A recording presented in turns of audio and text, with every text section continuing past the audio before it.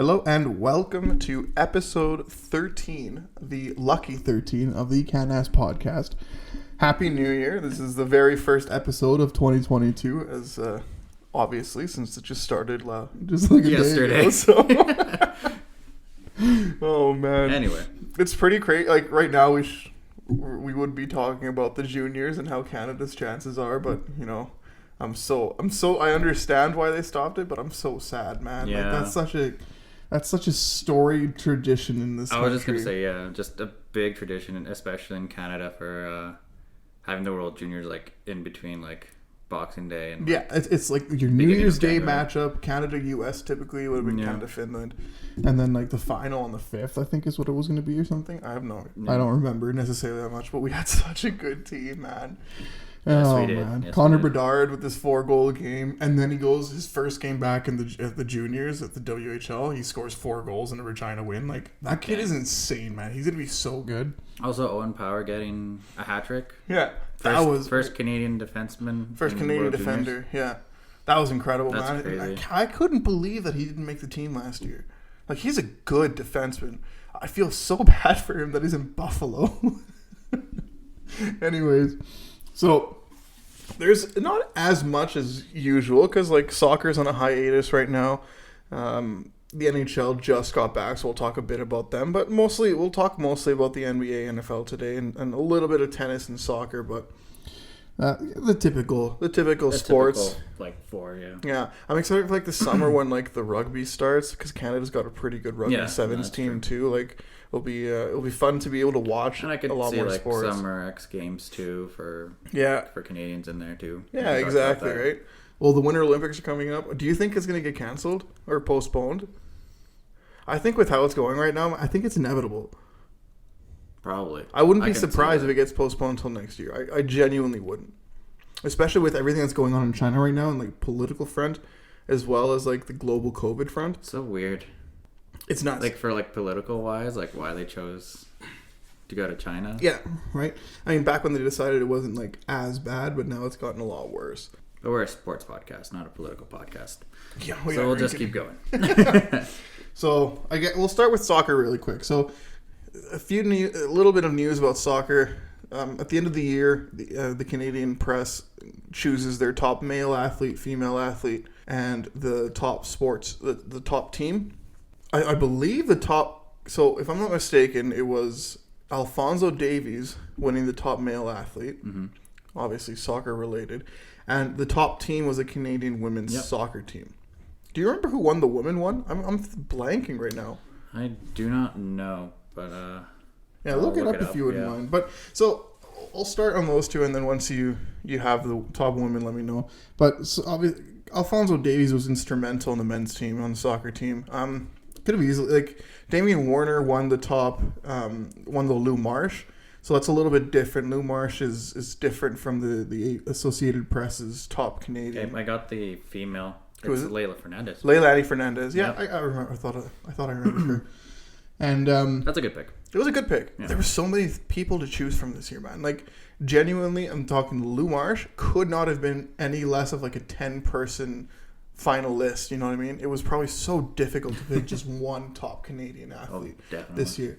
Like, so Damian Warner absolutely deserved it. Like, any one of the 10 would have deserved it. Alphonso Davies is another one. He ended up winning the AP top male Canadian male athlete, or I don't know what the whole description of the award is per se, but he was instrumental to Canada's finish at the of 2021 in their respective qualifying group. Instrumental. We could not have done it without him.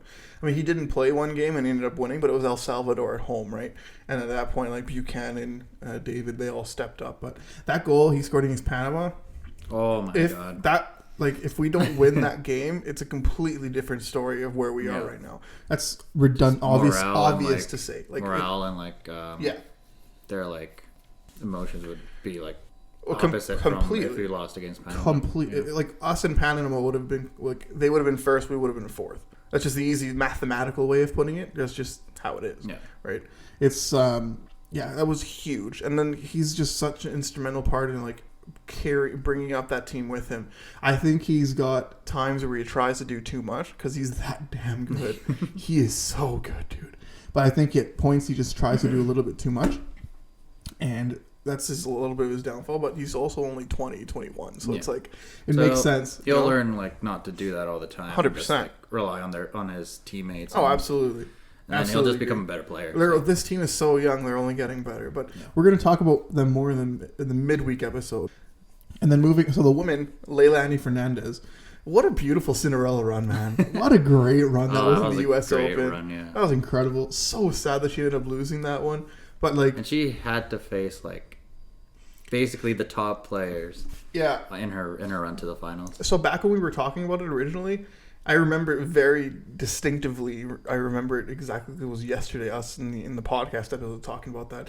If I'm mistaken, this was on paper the toughest run to the final anybody's ever had in either men or women's tennis, in my opinion. Like she had to go through 3 former number ones and like 4 current top tens to make it all the way up to the finals. And like they weren't like easy top tens who had to retire halfway through. No. They were like tough 3 setters against Osaka, Stosur. Who else did she play? Svitolina. Yeah. What's the Radwanska? I don't think that's what her name is. But this Bulgarian or Belarusian? I don't know. That was I think Bulgarian. Bulgarian? Yeah. Yeah, it was tough, man. At least 4 like unbelievably difficult opponents. Where it's like, you know what, man? You want to just give it your all. Or we're proud of you regardless. And she made it all the way to the final. We're like, well, damn, win it now, right? But very well deserved. I'm very happy that she got. But again, how many women could have gotten that award? You know what I mean? Stephanie LeBay is one that comes to mind immediately on that women's soccer team. I think she was the biggest piece of it. I think like Jessie Fleming was huge too with her penalties. Christine Sinclair just being Christine Sinclair, and finally getting her elusive international trophy with her team. I think any one of those 4 were very well deserving. Penny Oleksiak, and I'll talk about her more in the midweek episode. But what she's been doing for Canadian aquatics, it's absolutely incredible. Really, what's going on right now in Canadian sports? It's been an absolute pleasure to watch. Let's just put it that way. And then I don't think there was anything anywhere close to the top Canadian team, if we're going to be completely honest with you. I don't think there's anything close. I guess maybe if you're thinking about the Canadians, like the Montreal Canadiens making it to the finals. Like, but they didn't win. Yeah, right? Like, exactly. And then Team Canada in the Olympics, they did win. So it was basically like a one-horse race for top team. I could not agree more. And I think that was probably, I wouldn't say necessarily an underdog, because Canada's still in the top 5 in the world, I think, at that point. 6, I think, is what they were in, maybe. Like, they're still a good team, but nobody was expecting them to beat the U.S. Not a single. And they had a tough run, too, man. They started the round of 16 against Brazil, if I'm not mistaken. And then it was Japan. It was in freaking Tokyo, so obviously beating the champions was tough. And then they had to play the States, and then a really good Swedish team in the final. So that was a tough run for them in the first place. Secondly, Canada's not known as a soccer country. No. This is quickly changing. Oh, yeah. I'm so proud to say that is quickly changing. There's like the women's team, and then now the men's team just doing really well in their qualifying. It's changing. It's definitely changing in Canada. Yeah, and then even then, so moving on to like the soccer aspect now, like I don't know if you know this, but there's a 17-year-old kid from Toronto who used to play for TFC. I sent you the article. Yeah. He's going and training with Mo Salah in Liverpool, and Liverpool's about to sign him. TFC fans are furious about this because like he's supposed to be like a really, really good player. Yet another elite offensive potential player that we have in the Canadian system. That's absolutely insane. I'm hoping that he stays with Canada. I know he got one call up with us on the senior team. If Herdman calls him up and caps him in the next window for 2 games, then he's ours forever. Might as well. Might as well just do it, yeah. Right? So like, there's more and more more and more players, are choosing to represent Canada. Which is that's insane, man. And again, I don't know if I've explained the rules very well, but I think it's before the age of 21, you were able to change your nationality as long as you are not capped more than twice on the seniors team, on the senior team, right? So that's why we lost out on a really good central defender playing in Italy right now. We lost out on him. Tiambo, I don't remember. Timori, I think is what his name is. Anyways, but now we have this Mexican kid who got capped once for the Mexican side this last year, but Tito doesn't want him. And Herdman's like, dude, if you don't want him, I'm taking him. He's a central midfielder, which is exactly a position of need for us right now. Like, we need that one person at, like, good elite offensive mind that can just play the guys in the front. So, yeah, like, that's going to be huge. I'm really hopeful that we get a center back, one more center back, and a central defensive midfielder. Somebody who can, like, obviously nobody's as good at central defense than N'Golo Kanté out of France and Chelsea. But somebody that plays his style, right? Mark Anthony Kaye plays something similar to that, but he's not nearly as good. Mm-hmm. He's big, but he's a little slower, so it's a little tougher for him. But like somebody in that, I think that's our weakest position right now: center defense and center mid. However, we do have Kamal Miller, who's an absolute behemoth of a man, and who's, in my opinion, been my favorite Canadian soccer storyline this year of 2021, just his emergence on the international stage, my apologies. As well as center mid, we've had a couple like defensive breakdowns that have led to some bad goals during during last year. So yeah, I'm pumped about soccer, man. I don't know if you can tell. I'm so pumped. It's definitely changing in Canada for sure. So hopefully we'll have some good news on that front. The friendly reminder, the Canadian men have their next international window late January, early February, the 27th, 30th, and February 2nd, if I'm not mistaken. I'm positive on the 27th and 30th. I'm not positive on the February 2nd, though, because it's 3 days difference. Yeah. So moving on, we'll quickly touch base on tennis, I guess. Mm-hmm.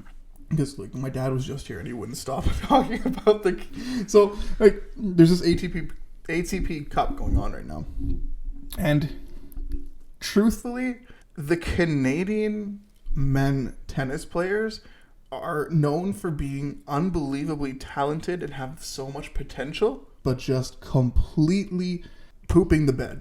When like their mental game is not there. They're like, I don't know physical what game it is there, but their mental game isn't. Yeah, yeah, that's a good way of putting it. Like, I don't know what it is that causes them to be so bad at points, but it's Shapovalov, our best Canadian player, isn't playing in the ATP Cup right now because he just got COVID.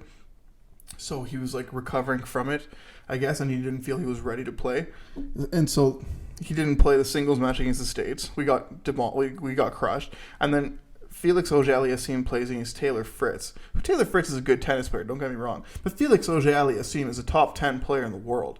He should not be losing these kinds of matches, really. And then he double faults twice in the final game to essentially lose it, like. I don't know what it is about these guys, man. Like, they have the potential. We have the potential of having 3 Canadians in the top 10. Like, they're that good. Like, Milos Raonic, too. If he ever comes back from injury, like, that guy's serve, unbelievable. Oof. It's, like, ridiculous how good of a serve that guy has. And, like, in tennis, as long as if you have a good serve, man, you're going to win a lot of games. You're going to win a lot. As long as you're not completely incompetent in the rest of your game, which Milos isn't. Milos has a very solid very, very underrated forehand. And his defensive game is actually not as bad as I thought.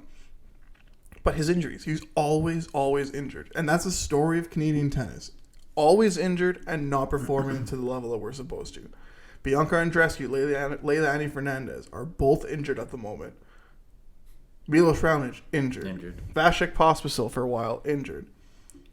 Chapo missed out on a couple majors this year. Same with Felix for injuries. And when they're playing, it's completely inconsistent. And they're still in the top 10. Can you imagine where they would be if they were actually consistent? I'd say like top 5. They would be competing for a top 5 spot. Yeah, they would be playing in the ATP finals every year. Absolutely. And they're still young, man. Like, and the top 10 is starting to change it a little bit. Like, you're not seeing the Federers and Nadals and Djokovic in there all the time anymore. It's like, it's the Medvedev, it's Tsitsipas, it's the Zverev. There's a lot of good young players out there.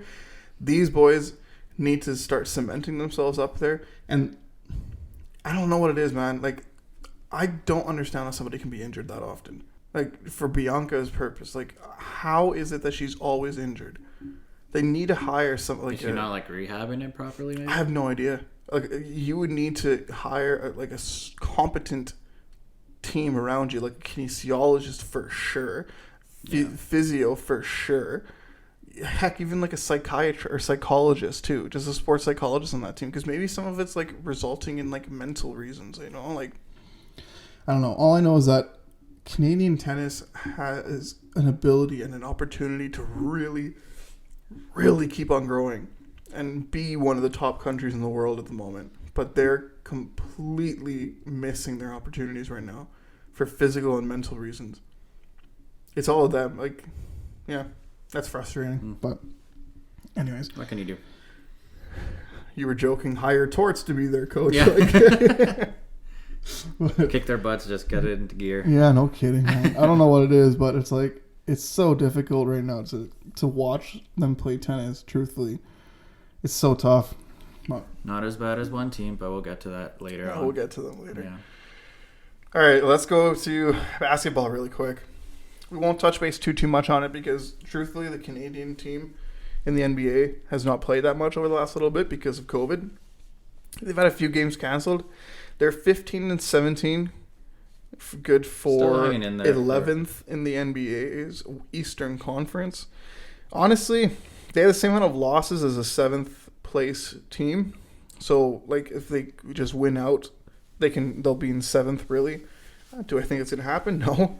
But they've also lost their 2 most recent games that they lost were huge blowouts, but I'm pretty positive they only had like 2 bench players available. They had the minimum amount of people available in order to play, and they also had like their best players out. Yeah, and they did win in New Year's Eve though, so yeah, they're going in the right direction again. But yeah, no, like the game against the 76ers, it was only by 5, but still, and then against the Cavaliers, that's when they got blown out by a lot. And the Cavaliers are a better team than I thought they would be, to be completely honest with you. It's been a little shocking. But anyways, Cleveland is 3-point favorite over the Pacers only today. I think it's because Cleveland has a couple big injuries, to be completely honest with you. Like, they lost, pretty sure it's Rubio that they lost for the rest of the year with the torn Achilles, or torn ACL, I think is what it was. And, but the Raptors are 8-point favorites over the Knicks in the game. By the time this episode is released, they would have already played it. Obviously, we can't look into the future, so we don't know what's going to happen. But they should win. The Knicks aren't doing that well. RJ Barrett is on that team, obviously, on the Knicks team. They started off the year very well, and then they've just like completely gone downhill. I don't know what it is, but actually, a pretty big story. Not necessarily about a Canadian player, but a guy that played on a Canadian team making it to the NBA. Did you hear about Xavier Moon out of the Edmonton Stingers?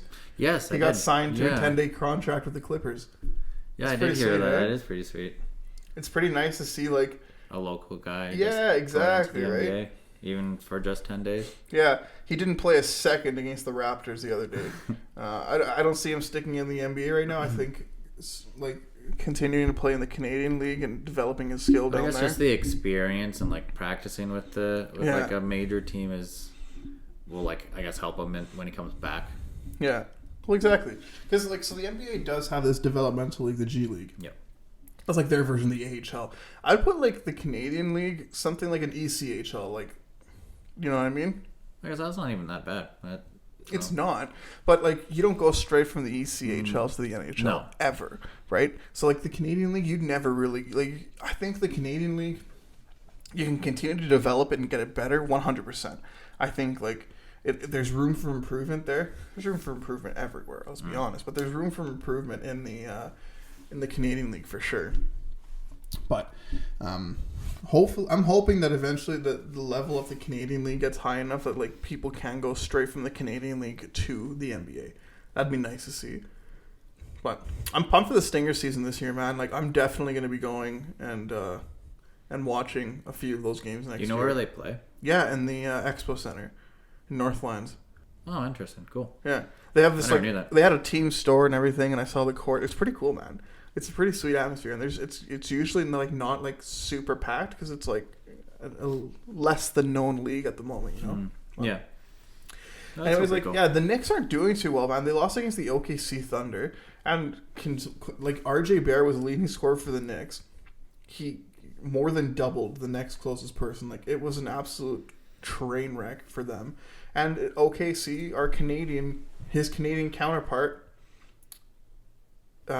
Gregorius Alexander, ended up getting 23 points. Like, and then I'm seeing that Wiggins is on the OKC Thunder. Did we miss something in regards to trade?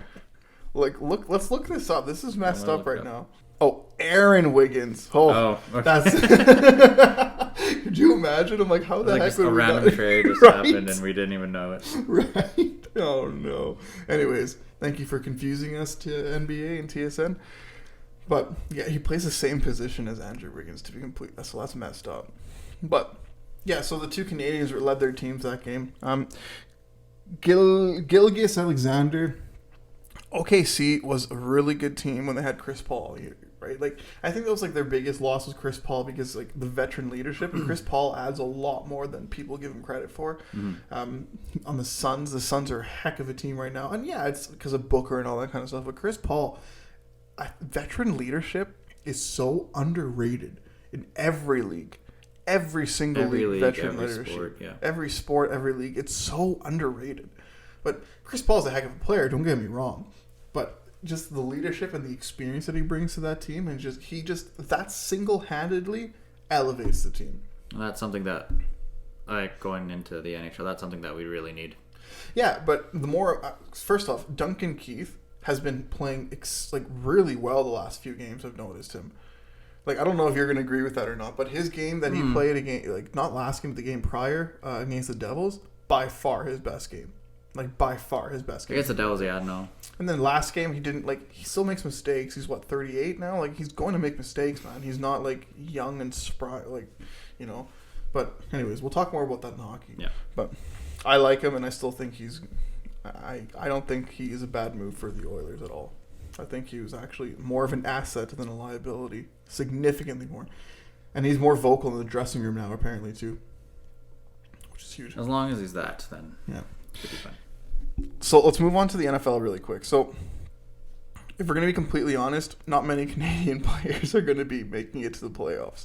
Or not many Canadians in prominent roles will be making it to the playoffs this year. Mm-hmm. So, but I'm looking at St. Jude out of the Washington football team, St. Just. He didn't play last game from what I see, and they got absolutely demolished by the Cowboys, ripped apart. Not even close. Just, it was embarrassing. But we'll see how he does this week. They play against the Eagles, and again, at the moment of recording, there's not really much that we can say about it because it's 5 minutes into the game. I don't see him anywhere here yet, so we'll see.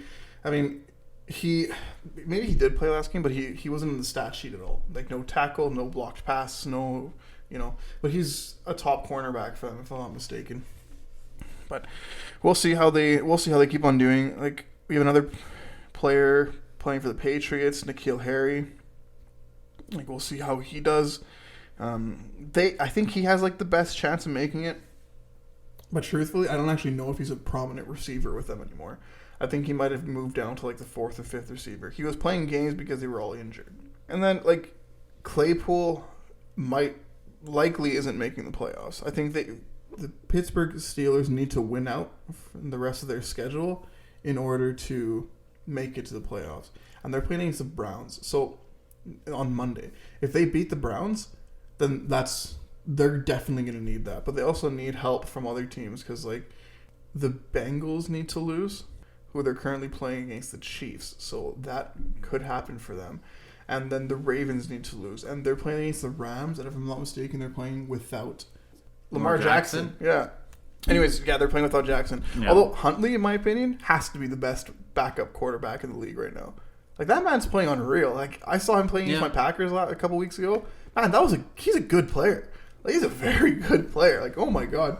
Man, my dream is to have the Packers pick up a Canadian player. I'd love to see Claypool go to the Packers so that I can cheer for both the Canadian player and my your team. Favorite team? Yeah. That'd be nice to see, hey. Anyways, again, not too much in regards to that, man. Like, yeah, we have Chuba Hubbard, but the Carolina Panthers, didn't they start the season 5-1, something like that? Like, they started 3-0. They started 3-0. And then, yeah, they were doing so well, dude. And then now they've completely fallen downhill.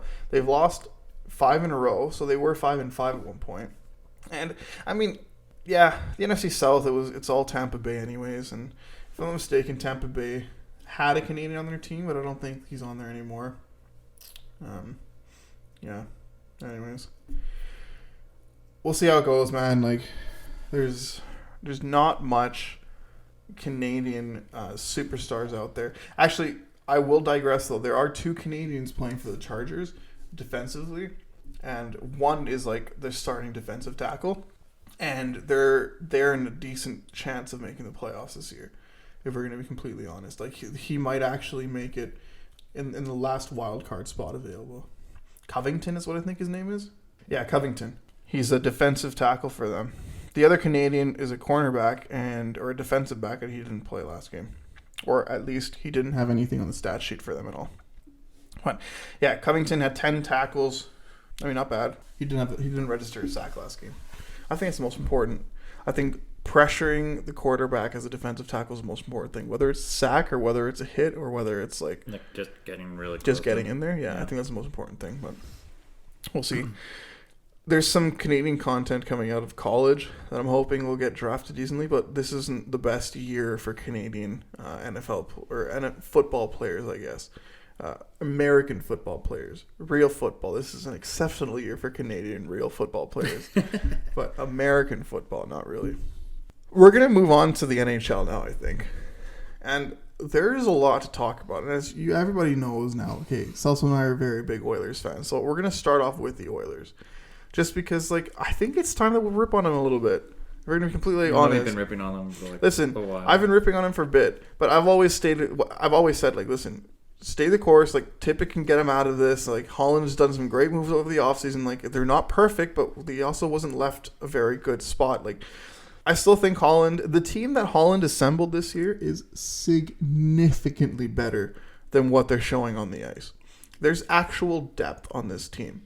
Devin Shore would actually be on the bottom, like on the 4th line of most NHL teams this year. Hell, like, he'd probably be the 2nd line center for Arizona. If we're gonna be completely honest, like they have the depth, man. Like the top 6. I think you just need one addition in the top 6. I think Yamamoto's just been horrific this year. He's not done anything really. He's been playing well the last couple games, but yeah, but then it's kind of like how many shots on? late. Like, did you know over 10 games he had 2 shots on net? You can't, and they were both goals. Like, you can't have that, man. Like, you genuinely, you can't have that. Like, I think he went like 6 or 7 without recording a shot. Yeah, I don't know what it is. But his defensive play is good. But like, you need. Maybe put him as a 3rd line winger then, but he's too small to be a 3rd line winger. You know what I mean? Like, we need one more top 6, another left defenseman to play the 3rd pairing, and goalie. And a goalie. Yeah, because Smith is injured again. It's we need a goalie. Get Koskinen the heck out of here. Do you think Holland is going to do something like right now? Because we definitely need help with the goalie side, I guess. I think he's smart enough to not overreact. Everybody in the NHL knows that the Oilers are desperate. Like, the fan base is desperate and the team is desperate to do some stuff, right? Everybody knows that. No, they're not stupid. But that's the thing. Like, again, they try to take advantage of Holland when they got to try to get rid of Jesse Puljujarvi, right? They're like, no, we only want to, like, we'll give you a 3rd for Jesse or we'll give you a 2nd. But Holland's like, no, I know what this guy is worth. I'm going to stick with him and do it. I think we can both acknowledge that, okay? Did that move not pan out exceptionally well for us? As of right now, yes. Right. Okay, Puljujarvi the last 2 years has been nothing short of exceptional for us, especially for his price point, okay? Yeah. I trust Holland. Okay? Yeah, he had $28 million to, like, make up this team. Okay.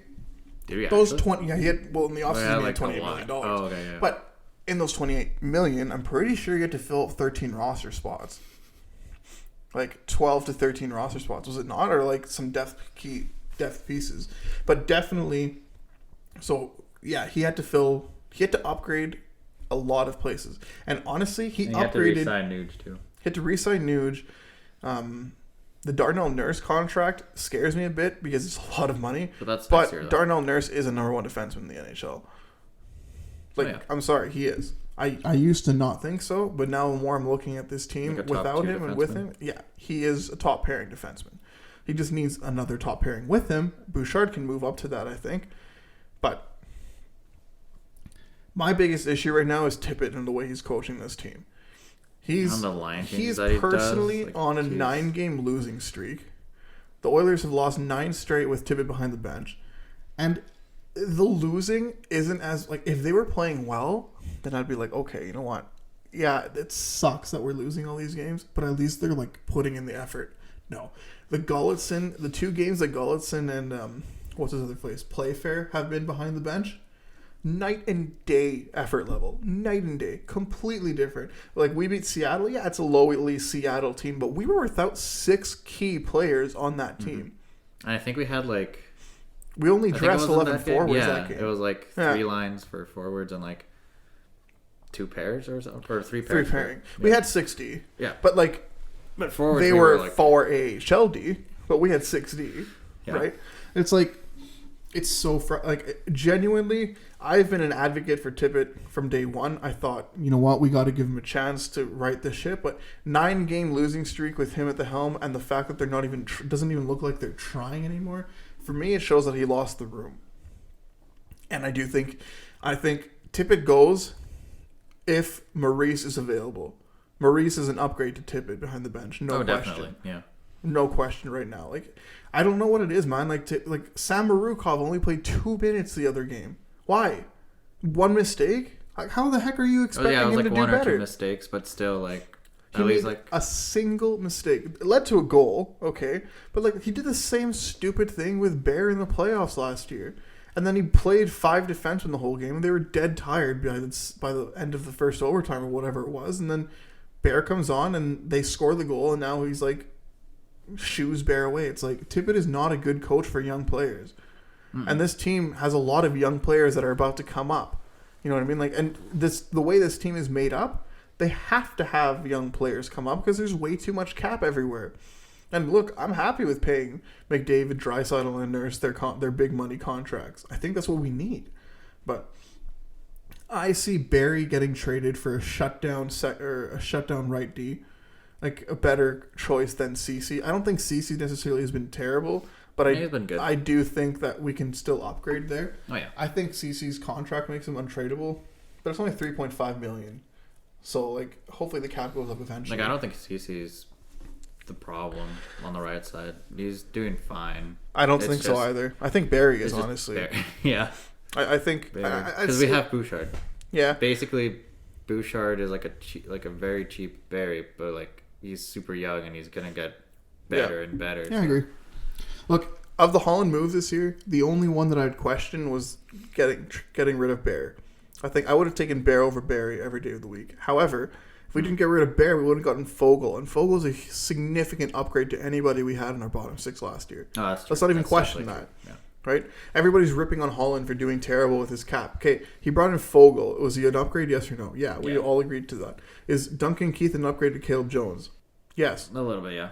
Completely. In every aspect of everything humanly possible is he an upgrade to Caleb Jones. Caleb Jones is having a horrific year with Chicago right now. And he's a young player that Tippett hates. Seriously, though. Yeah. Like, how like, you and I have had this discussion. I think we both agree that Duncan Keith is doing okay. Like, he He's doing started off good. a little rough some games. Like, don't get me wrong, he did. But, like, he also started the year with COVID, right? That's true. Or did it? No. No. He was on, he didn't get his vaccine till late. So, like, that was the thing. Yeah. But he started the season late, right? Or he got into training camp late. But, like, you know what I mean? Like, this is... Holland's moves are not what's killing us right now. Holland did his job. Keith is an upgrade to Jones. Fogel's an upgrade to every single bottom 6 forward that we possibly could have done. Perlini's an upgrade to every single one of our 13th and 14th forwards that we had last year. Right. Hyman's an upgrade to everyone we had in our top 6, not named McDavid and Nude, or McDavid and Draisaitl last year. Right. Puljujärvi for a $1.3 million cap hit. Puljujärvi is a $5 or $6 million cap hit player right now in this current NHL. And he has him for 1.3. Like, how are we ripping on Holland right now? Holland's only had 3 years at the helm to right the ship, you know? And he got rid of the Neil contract. First off, he got rid of Lucic, which is the most incredible thing. It's like magic that not even David Copperfield could replicate. Nope. Okay? He got rid of Lucic. That was huge. That was huge. And then he bought out Neil. It sucks that he had to do that, but the whole point of the Lucic trade was to be able to get rid of the unbuyoutable contract, and he bought out Neil. And Neil would not have been a forward on this team. I'm sorry. I like Neil as a person, man. I thought he was a great person, good leader, but he's not an NHL player anymore. Sorry, not on this team at least. Probably Arizona. Yeah. But, not on this team anymore. Point to a single Holland trade or signing this year that downgraded this team. I can only think of one, and it's the Bear, getting rid of Bear. But I'm okay with it because we got a much better forward out of it. I can honestly, I've been trying to think about it all day because I'm like, I don't wish we can't say Smith was a bad one because he's getting injured now, but at the time, I wish we could have gotten someone better. But then Smith, as how he played last year, was okay, fine. That was a fair signing. I wish you could have gotten someone better, but keeping Smith would have been fine. But then him getting injured and stuff, can't really do much about that. Yeah, and that one's starting to bite him in the butt. But it's $2 million. That's $2 million. That's it. It's just, you can bury him in the minors next year if he doesn't pan out for real, and it's only 800,000 cap hit. Yeah. It's something, it's just, right? Yeah. I agree. The goaltending could have been upgraded, but the team is playing so horrifically defensively right now that you could have really prime Carey Price or prime Andrei Vasilevsky, and we still wouldn't be doing that well. You know what I mean? Smith let in a softie his last game that he played for the overtime winner, but he also had some big saves. Okay, Mikko Koskinen didn't actually play a horrific game last game. He kept him in it, but you know what I mean? I don't think that there was a goal that was so blatantly Koskinen's fault last game either. And listen, everybody listening knows that I am the number one person to not like Koskinen in this city. I'm sorry, I just don't. But when he plays okay, I'll acknowledge it. And he played okay last game. He wasn't the game saver that we could have possibly needed. But do I think Vasilevsky would have gotten us a win? I don't know. I probably don't think so. Stole us a win. He could have probably stolen us a few wins, but the last game, I don't know, man. It's physics. I don't know if the physics would have been okay because you're giving up 2-on-0s, 2-on-1s all the time. It's the defense in front of him needs to play better. That's it. And so a third pairing left D and another right D. Third pairing left D? Yeah. Cuckoo is our current third pairing left D. Cuckoo is a seventh D. I'd say get a first pairing left, first or second. Nurse. Okay, second then, and push Keith down. Oh, yeah, then that works too, because Keith and Cece are our third pairing. That's good. That's fine. Also $9 million towards our third pairing. Ugh, yeah. Right? But Bouchard, Nurse, top pairing, they've shown to be okay. Get us a good second pairing, but you can't, I don't know, it's going to be super tough to find that in the cap, but Holland also wasn't given too good of a cap situation in the first place. He got out of it a lot.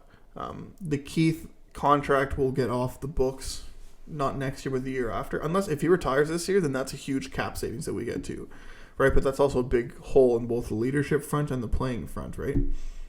I guess the playing front we can fill, but I guess leadership wise, yeah. There's nobody in the system. The only defenseman better in the Oilers system right now at this current moment is Nurse. Keith is the second best defenseman on this team right now. Especially on the left side. On the left side, there's no question. The right side, I think. Listen, I've been watching Keith very closely his last few games, very, very, very closely. Actually, all season, I've been trying to watch him very closely because I've been trying to justify my opinion on the fact that it was not a bad trade. That you know what, I wish we would have gotten some more cap relief from that trade, but Caleb Jones for Duncan Keith. I don't know, it was just a late round pick too in there, right? But it was a significant upgrade. Third round pick and a conditional second, I think. It was a conditional third. Or conditional third, I mean. Yeah. But then that just for trading purposes, that just freezes up our second and our third, which kind of sucks if we were trying to improve our team. Chicago's GM at the time, Stan Bowman, got a lot out of us for that. Let's not even kid ourselves. He did a good job. Let's not, right?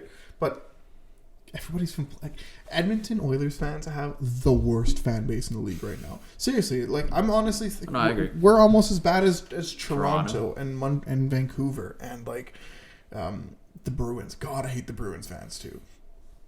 Like we're almost as bad as them.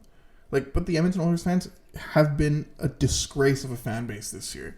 It's just been like every single last thing. It's like I get mad. I'm pissed off too. I am absolutely livid too on that. But like, come on, man. You need to think with your brain a little bit here. Like, yeah, Holland has made one or two mistakes, sure, but the mistakes have actually resulted in us having better players. Tippett, you know what? I think he feels the pressure, man. He definitely feels the pressure, and he's only playing players that he thinks are gonna win him the games, and it's doing the complete opposite thing because I think the top players are like, oh, you hate on our lesser players. I don't know what it is, like the psychology of it, but you understand? Yeah, I what I'm saying, understand. like the best players are noticing this. Like McDavid, Draisaitl, Nuge, Hyman. They're never gonna get benched. Let's not even kid ourselves. They can make a billion mistakes. They'll never get benched. But they see Samorukov, first ever NHL game, making one small mistake that leads to a goal. That could have been somebody, like it could have been anyone else, and that wouldn't have happened. Tippett just is scared of playing younger players because he's scared for his job. There's no question about that on my mind right now. And that's not what this team needs, because genuinely, like, and you and I have mentioned this earlier, we need young players to come in and step into this lineup because we have a lot of big contracts. You can't be completely ripping on your new young players when you need them. Ryan McLeod has been the best Oiler in my opinion right now. McLeod, like obviously McDavid and Draisaitl are leaving the league and this kind of stuff. Like I'm exaggerating a little bit, right? Ryan McLeod has been fantastic this year. Oh, yeah. He's been a great player for us. Like, and there's so much that can be done with this lineup. You know, like put McDavid, Draisaitl, Nuge, and Shore as your four centers. Okay, just hypothetically look at that. Okay, pair McDavid with Puljujarvi. Put McLeod on that top pair or top line. The speed that McLeod possesses with McDavid, or even Fogle in that top line. You know what I mean? I was going to say, put Fogle up there, yeah. Okay, second line, put Hyman, Draisaitl. I want Hyman with Nuge, actually. Put, like, Draisaitl with, at that point, Fogle. Honestly, I'd put Fogle up there with Draisaitl because he's got the speed again, the big body, the speed. Wait, are you putting McLeod on the first then? I put McLeod on the first with McDavid, yeah. Because you still have the two. You have the two. McDavid and Puljujarvi are a pair. Nuge and Hyman are a pair. And then I guess Draisaitl and Yamamoto are a pair. But you put Fogle, Draisaitl, Yamamoto in your second line. Your third line of Hyman, Nuge, and whoever your winger is going to be. It's probably going to be Cassian when he gets back from COVID or injury, whatever it is. And then your fourth line of can rotate for whoever you want as a matchup. But it's going to be Shore because he's one of our better defensive players. And with either Turris, Benson, or even just play 11 forwards and play 7D. Do that again. It worked. Like they played well. It worked, and then you can actually equally distribute the minutes. Yeah, but like the Nuge and Hyman line with Cassian, I don't know if I probably put Yamamoto down there and Cassian on the second line with Draisaitl, just because that line can be elite defensively, but also provide really good offensive potential. Mm-hmm. Right, that is Yamamoto is a very good defensive player, right? Upgrade us in the top six. Get Draisaitl a winger, a right winger that he can play with. That's not who was it? It's Cassian probably there, right? Yeah. Get him a top six winger that he can play with in that top six, and there you go. You have three legitimate scoring threats with two lines that are like legitimate shutdown lines. Right, and the Hyman and Nuge, they both can play center. They both can take draws on their strong side. There's just so much that can be done with this team that's not being done, and this is why I think Tippett is the one that's going to take the fall for it. If the Oilers lose the next game, Tippett's gone. Tippett has to be gone. Holland can't be stubborn to not look into firing Tippett. However, I did actually see an article today or a news report from a credible source that the Oilers are looking into Paul Maurice at the current moment. Which would be actually really good. That'd be an incredible upgrade. So I'm guessing, I was going to say 2 games maybe. One probably I would say one to actually light a fire.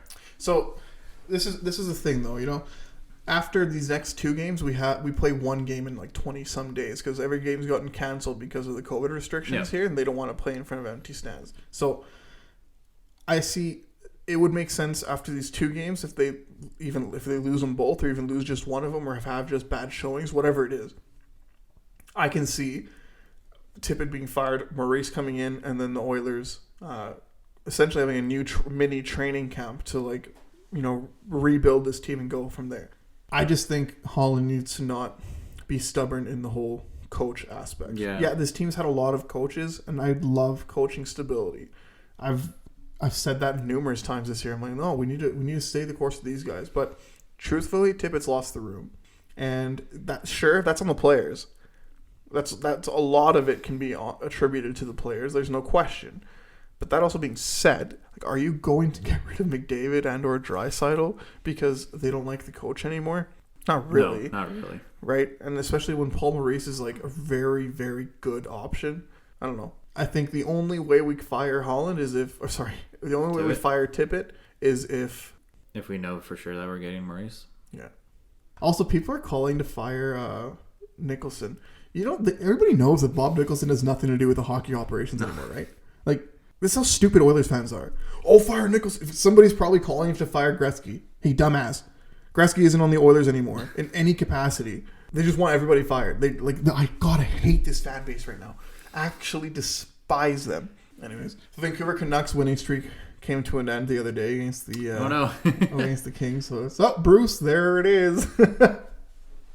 No, like they won what, like 7? They won 7 in a row. Lost 2-1 against the Kings, and then they won their most recent game against Seattle 5-2.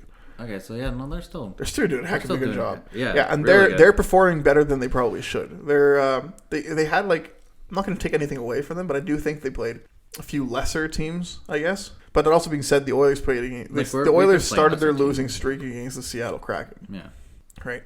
And who are our 2 wins came feel like so long ago. Who were they? Against Seattle and against Columbus. 2 worse teams too. 2 lesser teams as well. But then we lost against New Jersey and we lost against the Islanders. So it's like in overtime at least. At least we got points out of it. Would rather have 2. Yeah. It's just anyways. No, I think hasn't in the past December have been like our worst month all the time. In the past, the first half of the season. Well, yeah, but it was usually like it's December or January that's been pretty bad. Yeah, you're not wrong. It has. But also being said, it has to. Right, and then that's another thing too. It's like we had such a good start to the season. It's like, man, clearly they did something, and like Tippett was doing something right for the start to the season to happen. But now that they're losing, they've like lost faith or something. Like I don't know what it is, man. Holland needs to bring in one more top 6 and another veteran presence on the defense. And then if he can find a way with the goalie, if not, I genuinely feel if Smith comes back and is healthy eventually, I'm confident with Smith and Skinner. Not Koskinen. But Smith and Skinner, I would be confident with them. Right? But anyways, yeah, Vancouver, has Calgary even played since the last time we spoke? I don't think so. Don't think so. I don't even know when their next game would be. A bunch of Canadian games have been canceled due to COVID. The Flames play the Hawks tonight. Sunday, January 2nd. They played on Hawks. Thursday, like last Thursday against Seattle, and they won 6-4. So. Oh yeah, they did play then. Cool, good for them. But Flames are doing well. I think they should beat the Hawks, and then they're cement a top 3 spot in the Pacific for sure. Right now it's Anaheim, Vegas, Flames, and then Oilers are in 4th in the Pacific, if I'm mistaken. But Vancouver's catching up, man. And then the Jets without Maurice, obviously now they're 14-11-5 at the moment of recording. They have an afternoon game against the Golden Knights today.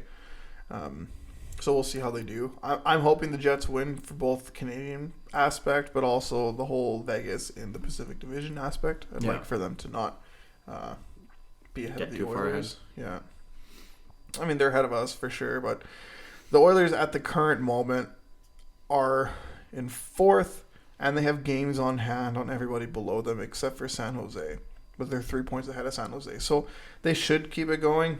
Yeah, right now, if things don't change, they're in the second wild card spot. Colorado should be moving up ahead of them pretty soon. Look, at the end of the day, this team something needs to change. I don't think firing everybody, every single last human being makes a difference, but I do think a coaching change in this point, like similar to what the Penguins did when they hired Sullivan. Sullivan came in after what was his name? Oh, what was the guy? I know who you're talking about. I don't remember his name. Bilesma. Yes. Dan Bilesma. Yeah. Bilesma got fired midway through the season after a good start, goes down pretty much playing 500 hockey, and then what's-his-face comes in, completely rejuvenates the team, and they win 2 cups in a row. I don't think the Oilers are going to win 2 cups in a row if they make a coaching change, but like it can happen and it can work, and you just need, I don't know, I think you need a new philosophy, a new something in there, honestly. Montreal and Ottawa on the East are completely out of the playoff spot. There's zero chance, in my opinion, that they make it. So it looks like the playoff teams in Canada are only going to be Edmonton. For right now, it's just Calgary and Toronto. Edmonton should be in there, and then we'll see how Winnipeg does. But yeah, what was looking to be such a promising start to the season for the Canadian teams has resulted in just 2. Just a bit of a downfall, really. We'll see. Hopefully they improve. There's a lot of improving that needs to be done anyways. Like these, man, it's just, it's so frustrating to be an Oilers fan. It really is. Yep. You know what's actually most frustrating about it is the other fans around you, man. I hate being associated with those idiots out there. I really do, man. I think somebody tweets out there. It's like, yeah. If you guys get anything out of this episode today, know that Bob Nicholson has nothing to do with hockey. So calling for him to be fired is the stupidest thing I've heard in my entire life. That's all. That's really all. That's really all. Like what? Because everyone just has to chill. Yeah, and it sucks because we have the top 2 players in the world right now, and then we're not like a playoff team. Yeah, it sucks. I get it. It's so stupid. We're pissed too. I'm furious. Yeah, we can't do nothing about it though. Yeah, we just have to hope. What does death threats against them do? Right. Like, what does that do? How does that solve literally anything? How does a jersey being tossed on the ice solve anything? You don't want to support this team? Stop going to the damn games. Good Lord, just get a brain for once. Oh my God. Just use your wallet. Yeah, seriously.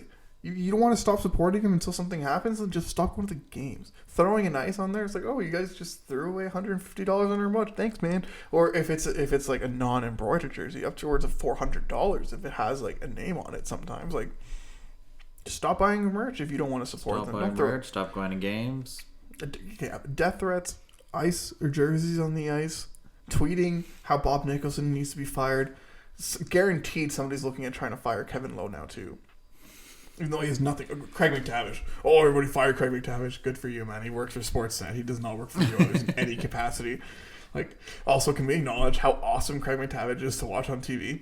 That guy's so funny with all of his stories. No, he's been so funny, dude. You need to watch a broadcast when McTavish is there. McTavish with Jack Michaels, Louis DeBrusque, and what's his face? Gene Principe. Those 4 together, buddy, it's comedy. I mean, you need some comedy in order to be able to watch these Oilers play recently. I was gonna say you need some comedy if you're watching the Oilers because of how we're playing. We need something positive. Yeah. So I think by the next week, I see 2 scenarios. Either the Oilers win both their games, or Paul Maurice is the coach of the Oilers by next week's episode. Paul Maurice is probably the way to go, I guess. We'll see. Holland's not going anywhere. I'm gonna point that out right now. Holland is not going anywhere. He needs at least. This is the first year that it's Holland's team. This is last year, every other year has still been Chiarelli's team in a lot of it. Holland is starting to do stuff. He has money this offseason. He'll do stuff with his money this offseason. Next offseason, he's made it available to have a lot of money as well, just the way that he's signing the contracts. Holland will be able to get this team out of and then get a good his assistant GM too. Like, what are the GMs available, man? Like, nobody's available. Like, how do we want to fire somebody when there's nobody out there better? Holland isn't going to go anywhere for now. If this persists into next year, and then he did some awful signings, and maybe next year you can look into getting rid of him. But just get a brain, man. Get a brain, Oilers fans. Good Lord, this is infuriating. The most we can do right now is probably just a coaching change. Yep. And I think coaching change will be enough. Yeah. Trading would probably have to wait till the deadline, but Yeah, and at that point we can get a good. We'll be able to get a good winger and a good defense. I think Holland will be able to get enough with that because I think we have enough young pieces that we can trade away some. You know, what I mean, like a Lagesson, I'll be okay with trading a Lagesson and like a future pick, or a Lagesson and like a Lavoie kind of thing for some stuff. But I don't know. Lavoie, I can see him being a really good third line center for us. But would he be taking over McLeod? Oh, see, there's a lot of things there's a lot of stuff that we can do with this team. Chiarelli, as much as I hated him as a manager, he did a really good job at restocking the prospect pool. Yeah, I hated him as everything else. His trades were horrific, but his drafting ability was fantastic. Bear, Jones, like late round picks, those were good pieces. Hall's not going anywhere. There's no way. Tippett probably will, but Holland won't. So, actually, I can see Holland going if he doesn't fire Tippett. Actually, maybe, but I don't think like Holland this, needs after this year. Well, yeah, if he just carries it out all year with and like, no, I'm loyal to Tippett. He's like, okay, then you're both gone. You know I what could mean? see that. Yeah, but I think Holland's contract will expire, not him getting fired. He signed a 5-year contract, right? He's year 3. I can see his contract expiring and us not re-signing him over firing him. But you just can't waste McDavid and Draisaitl's years then. And that's the thing. I think Holland upgraded this team significantly than what we had last year. Like night and day. The only thing he didn't upgrade was goalie, but because there was no good options out there. Yeah, because Kemper's doing all right. Kemper's doing on a much better defensive team. Grubauer is doing horrifically on a significantly better defensive team. Who else is out there? Halak isn't doing great. He had a bad team in front. He had a bad defensive team in front of him, but he's still not doing great. Allmark could have been. But he's the backup of Boston now because Rask is back. Who else was out? Actually back? Yeah, they re-signed him. Oh. Yeah. Well, then now he's a backup. Like literally, who else is out there? Korpisalo, Merzlingus. They're both not doing super great. Like if Holland would have made a trade, that would have been like looking back would have been just like Aiden Hill in San Jose. Yeah, but like, did anybody even think he would be anywhere good at all? Right? Honestly, no matter what Holland would have done with the goalies this last season, if he would have done anything different, he would have still at this moment been trying to get out of the city. Like, just every fan would have hated him no matter what he would have done. That's what's horrific about this fan base. It's just embarrassing. Anyways, that's enough ripping on the Oilers fan base right now and the Oilers team. So, all right, so I think that's it for the episode this week. Episode number 13. Ooh, 13. Spooky. I'm pretty superstitious, but not necessarily about 13. I don't know why it is. Thank you, everybody, for listening. And then tune into the midweek episode. Our first midweek episode, we'll be recapping the top. I'm going to give you my top 5 Canadian sports moments of 2021. And then Celso will give you, we'll round out into, we'll kind of make it a top 10 between us. So, yeah. Thank you very much for listening, and tune on later on this week. See you later.